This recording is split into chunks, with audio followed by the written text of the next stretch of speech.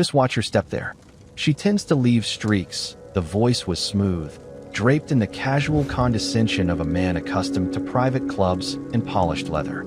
Captain Eva Rostova glanced over, following the man's subtle nod toward the woman with the mop and bucket.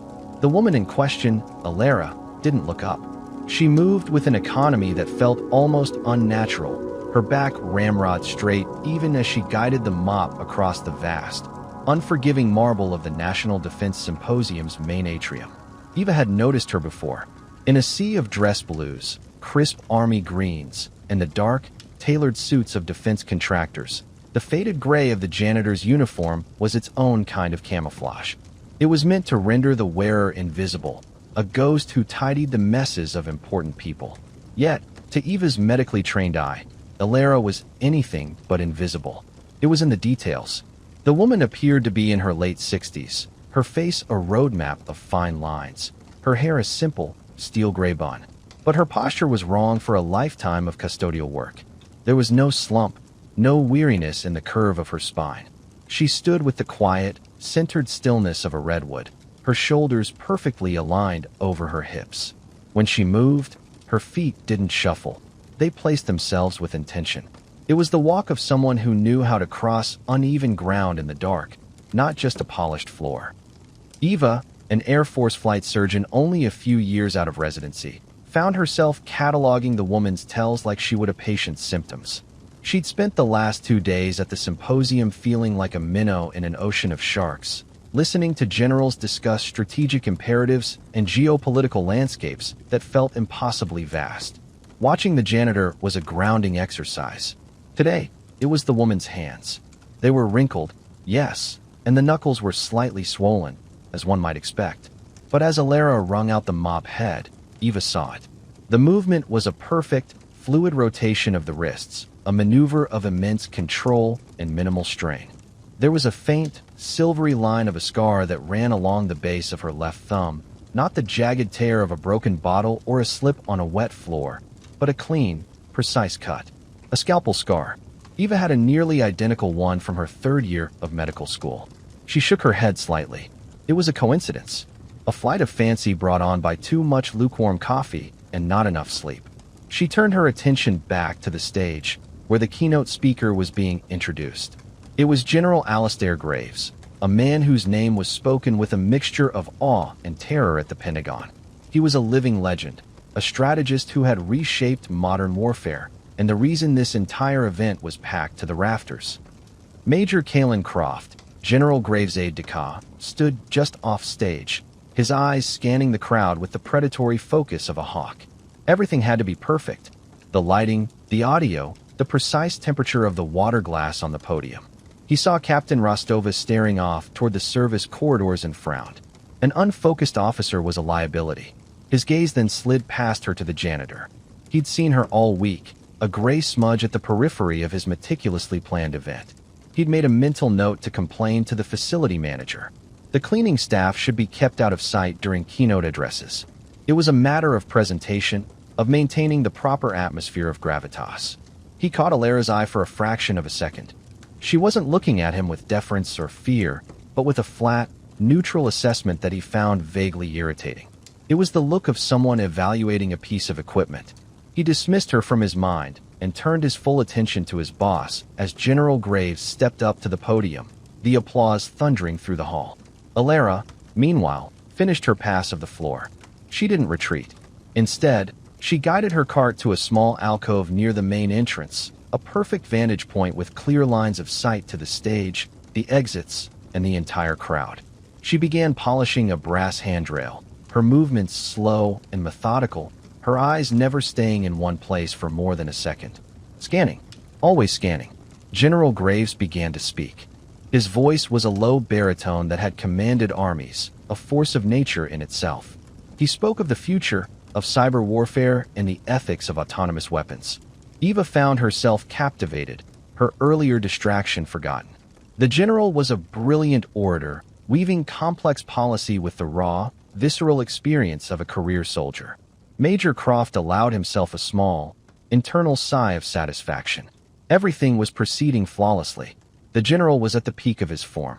About 15 minutes into the speech, however, Eva noticed something subtle. A slight tremor in the general's left hand as he gripped the podium. A sheen of perspiration on his brow that seemed excessive for the climate-controlled room. He paused, taking a sip of water, and when he looked back up, his face was a shade paler. Eva felt a cold knot tighten in her stomach. She leaned forward, her medical instincts screaming. She saw him swallow hard, his jaw clenching. He opened his mouth to continue, but only a choked gasp emerged. His eyes widened in a silent panic, his left hand flying to his chest. And then, with a slow, horrifying finality, he collapsed. For a moment, the entire atrium was frozen in a collective, silent shock. The silence was shattered by Major Croft's scream. "Medic! Get a medic up here now!" The chaos was instantaneous. People surged forward, others recoiled. Eva was already on her feet, pushing through the stunned crowd. "Air Force Medical. Let me through," she yelled, her voice cutting through the rising panic. Another doctor, a Navy commander, was right behind her. They reached the stage together as security tried to form a cordon. Major Croft was kneeling over the general, his face as white as a sheet. "He's not breathing. Do something," he shrieked, his polished composure completely shattered. Eva and the commander went to work. "Get his jacket off. Check for a pulse," Eva ordered, her training taking over.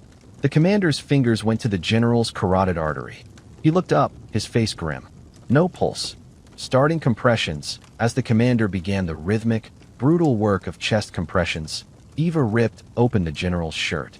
She needed an AED, a field kit, anything. "Someone get me the building's emergency kit. It should be in the security office." A young lieutenant sprinted off. Major Croft was hovering, a frantic, useless whirlwind of terror. "What's happening? Why did this happen? He's in perfect health." Eva ignored him, focusing on the task at hand. "We need to clear his airway. Get ready to intubate if we can." The lieutenant returned with a large red case. Eva snapped it open. The AED was there, but it was an older model. As she placed the pads on the general's chest, she barked at Croft. "Does he have any known cardiac conditions? A pacemaker? Anything?" "No, nothing. His records are pristine," Croft insisted, wringing his hands. The AED finished its analysis. "Shock advised," a robotic voice announced. "Clear," Eva yelled. The general's body arched off the floor as the electricity surged through him. The commander immediately resumed compressions. Eva checked for a rhythm on the small monitor. Nothing. Asystole. A flat line. A wave of cold dread washed over her. This was the worst-case scenario. "Again," she commanded, charging the machine. They shocked him a second time. Still a flat line. Panic was beginning to fray the edges of her professionalism. They were losing him. The Navy commander was starting to tire, his compressions losing their depth. "Swap with me," Eva said, moving to take his place without missing a beat. As she pushed down on the general's sternum, she felt a sickening crunch. A broken rib. It was common, but it still made her gut clench. "We need his full medical file," she gasped out between compressions. "There might be something we're missing. An allergy, a congenital defect, anything." Major Croft, finally spurred into a useful action, grabbed the same young lieutenant. "Get on the secure network. Pull up General Graves' classified medical file. Use my authorization. Now." The lieutenant scrambled to a nearby terminal, his fingers flying across the keyboard. The main presentation screen behind the stage, which moments before had displayed the symposium's logo, flickered to life. It now showed a secure login portal for the Department of Defense medical database. The lieutenant's hands were shaking as he typed in Croft's credentials. A new screen appeared. The general's file, locked behind a level of security that required a two-factor medical officer override. A pop-up window appeared on the massive screen for the entire hall to see. "Access denied. Level Alpha clearance required." Searching for authorized medical personnel on site, a list of names began to populate the screen, most of them grayed out with the words OFF site next to them. There were colonels, Navy captains, high-ranking specialists from Walter Reed. None were here. The room held its breath. This was a dead end. They were going to watch General Graves die on this stage. Then, a single line of text appeared at the bottom of the list, glowing in a bright, vivid green. Next to it, in bold letters, were the words, "On site." Location, main atrium. The name on the line was Finch, Alara. "Colonel, Ret. M.D. Chief of Surgical Operations, 44th Medical Brigade, Airborne, Kandahar. For a moment, there was just stunned silence. Who the hell was Alara Finch? Major Croft stared at the screen, his mind refusing to process the information. "It's a glitch," he yelled at the lieutenant. "The system's bugged. Run it again." But Eva had stopped compressions for a split second. Her head snapped up, her eyes scanning the room, landing on the alcove by the door. The janitor, the quiet woman with the ramrod-straight posture and the surgeon's scar. Finch. Alara Finch. She was standing perfectly still, her hand resting on the handle of her mop, her eyes fixed on them. She wasn't watching the chaos. She was assessing the procedure. Eva's blood ran cold. She pointed a trembling finger. "Major," she whispered, her voice hoarse. "It's not a glitch." Croft followed her gaze, his face a mask of utter disbelief and confusion. "What? The help? Are you insane?" But Alara was already moving. She didn't run. She walked, a swift, purposeful stride that ate up the distance to the stage. She placed her mop and bucket neatly to the side, as if setting down a tool she was finished with. As she mounted the low steps to the stage, the authority radiating from her was a palpable force. It silenced the whispers. It froze the security guards who had started to move toward her. She was no longer a janitor. She was a commander entering her domain. She knelt beside the general, her eyes scanning the AED monitor, the general's skin tone, the dilation of his pupils. Her voice, when she spoke, was not the voice of a cleaning lady. It was calm, precise, and utterly dominant. "He's not in asystole. He's in fine ventricular fibrillation. That cheap AD can't read it. The compressions are too shallow, and you're cracking his ribs. You're going to cause a tension pneumothorax. Stop compressions." Her words landed like stones in the silent room. The Navy commander, exhausted and out of ideas, simply stopped, staring at her. Eva looked at the monitor. Could she be right? Fine V-fib could sometimes mimic a flat line on a low-resolution screen. It was a rare, but textbook, possibility. Major Croft finally found his voice. "Who do you think you are? Get away from him." "Security." Alara didn't even look at him. She looked directly at Eva. "Captain, what's your name?" "Rostova, ma'am." Eva Rostova, the ma'am, was reflexive, an instinct she couldn't suppress. "Captain Rostova, I need you to bag him at a rate of 1 breath every 6 seconds. "Commander," she said, turning to the other doctor, "I need you to get in 4-line in. Push 1 milligram of epinephrine." Now she wasn't asking. She was giving orders. The commander, a man with 20 years of service, hesitated for only a second before nodding and grabbing the 4 kit. Eva took the ambu bag and positioned herself at the general's head.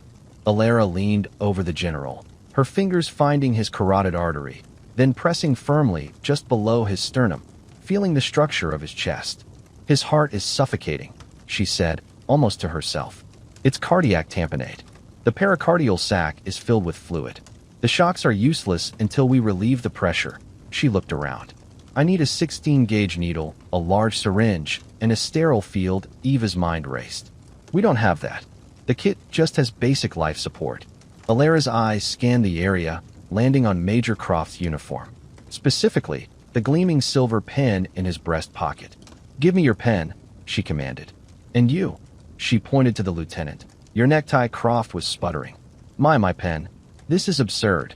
Alara's gaze finally locked onto his. There was no anger in her eyes. There was a cold, hard certainty that stopped the air in his lungs.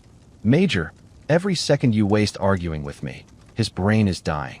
The pen." Now, wordlessly, Croft pulled the pen from his pocket and handed it to her. She took the tie from the terrified lieutenant. She unscrewed the pen, expertly removing the ink cartridge until she was left with the hollow plastic barrel. She then turned to the lieutenant again. "Your service pen, the sharp one on your lapel." He fumbled with it, handing it over. She used the pen to clear the barrel, ensuring it was a clean, open tube. It was a crude trocar, something from a field medicine manual written for the most desperate of situations. She looked at the Navy commander. "Do you have an alcohol wipe?" "Anything."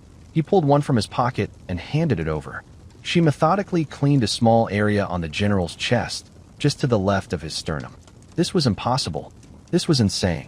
But Eva watched, utterly mesmerized, as Alara's hands moved with the unthinking grace of a master craftsman. Her grip was steady, her focus absolute. She was no longer an old woman in a janitor's uniform. She was a surgeon in her operating theater. Captain Rostova, when I insert this, there will be a rush of fluid. The heart will try to restart. Be ready with the bag and watch the monitor. She placed the tip of the hollow pin barrel against the general's chest, her other hand poised to guide it. She looked up one last time, her eyes meeting Eva's. "Steady," she said, and it felt like both a command and a reassurance. With a firm, controlled push, she inserted the makeshift needle into the general's chest cavity. Major Croft let out a strangled cry. For a horrifying second, nothing happened. Then, a dark stream of fluid, blood and pericardial fluid, began to drain out through the plastic tube, spilling onto the tie she'd placed to absorb it. On the AED monitor, the flat line wavered. It jumped, then sputtered into a chaotic rhythm. "There," Alara breathed. "V-fib. He's back. Charge the paddles." Full 200 joules, Eva's hands moved automatically, charging the machine. Charging. Clear. The general's body jumped again. But this time, on the screen, the chaotic scrawl resolved itself into a weak, but steady, sinus rhythm. A heartbeat. A collective gasp swept through the atrium. The general took a ragged, shuddering breath on his own. Alara Finch, Colonel, retired, sat back on her heels, her work done. She looked at her hands, now smeared with the general's blood, with a detached, clinical air. The paramedics chose that moment to burst in, their gurney rattling across the marble floor. They stopped short, taking in the scene. The two uniformed doctors and the janitor kneeling over a living, breathing General Graves. The lead paramedic, a burly man with a thick mustache, looked at the makeshift chest tube and then at Alara. Who did the pericardiocentesis? Alara simply rose to her feet. "He's stable, but he needs a full cardiac workup and a proper chest tube." "He's all yours." She walked back over to her cart, picked up a cleaning cloth, and began methodically wiping the blood from her hands, her face once again an impassive mask. The transfer of care was a blur of professional activity. As the paramedics wheeled General Graves out, his eyes fluttered open, confused but alive. The entire atrium was silent, every eye fixed on the old woman by the brass railing, who was now quietly gathering her things as if preparing to go home. Major Kalen Croft stood frozen, the world tilting on its axis. The woman he had dismissed, the smudge he wanted removed from his perfect event, had just held a 4-star general's life in her bare, wrinkled hands and refused to let go. He felt a wave of shame so profound it made him physically dizzy. He walked toward her, his legs feeling like lead. She saw him coming but didn't change her expression. He stopped in front of her, the gleaming metals on his chest feeling like cheap, worthless trinkets. I don't know what to say," he stammered. Alara finished wiping down her cart and looked up at him. "There's nothing to say, Major. You should go check on your general, but who are you?" he asked, the question full of a desperate need to understand. "Just a janitor," she said, her voice quiet but firm. But it wasn't a statement of fact anymore. It was a choice. A boundary. Just then, a new figure arrived. A 2-star general who served as the base commander, his face etched with worry. He saw Croft, and then his eyes landed on Alara. His face went slack with shock, then shifted into an expression of pure, unadulterated reverence. He walked straight past Major Croft and stopped in front of Alara. He didn't speak. He simply came to full, rigid attention and rendered the sharpest, most respectful salute Croft had ever seen. "Colonel Finch," the general said, his voice thick with emotion. "It's an honor, ma'am." Alara looked at the general, a flicker of something, weariness, memory, sadness, crossing her face. She gave a slight, almost imperceptible nod in return. "At ease, Bill," she said softly. The story was out. It ripped through the symposium, then the base, then the Pentagon itself within hours. The janitor was Dr. Alara Finch, the legendary Angel of Kandahar, a surgeon who had pioneered new techniques in battlefield trauma care under the most horrific conditions imaginable. She had retired a decade ago, awarded every medal for valor a non-combatant could receive, and then had simply vanished. No one knew why. She had chosen this life. This quiet, invisible life of mops and buckets and polished floors. Later that evening, Major Croft found her in the deserted atrium. She was just finishing her shift. He had his cover in his hand, and he stood before her not as an aide-de-camp, but as a humbled officer. "Ma'am," he began, his voice cracking slightly. "I came to apologize. My behavior was inexcusable. I judged you. I was arrogant, and I was wrong." "There is no excuse." Alara looked at him, her expression softening for the first time. "You were scared for your friend, Major. Fear makes people do foolish things, but why?" Croft asked, the question that had been burning in his mind all day. "Why this? After everything you've done, everything you are, why work as a janitor?" Alara leaned against her cart, a tired sigh escaping her lips. She looked out across the gleaming floor, her floor. "For 30 years, I put people back together," she said, her voice distant. "I held lives in my hands every single day. I saw the cost of war written in blood and bone. When I came home, the world felt loud, complicated, messy." She patted the handle of her mop. "This," she said, "this is simple. I take a dirty floor and I make it clean. I see the beginning, I see the middle, and I see the end. It's a problem I can solve, right here, right now." After a career of problems that could never truly be solved, there's a peace in that Croft finally understood. It wasn't a punishment or a fall from grace. It was a sanctuary. It was her way of healing herself. "Thank you, ma'am," he said, his voice filled with a respect that went deeper than rank. "For everything. For the general. For the lesson." Alara Finch offered him a small, genuine smile. "Go home, Major. Get some rest." He nodded, put on his cover, and as he turned to leave, he stopped and rendered a slow, perfect salute. He held it until she gave that same slight nod of acknowledgement, a quiet queen in her silent, spotless kingdom. As he walked away, he knew he would never see a janitor, or anyone, the same way again.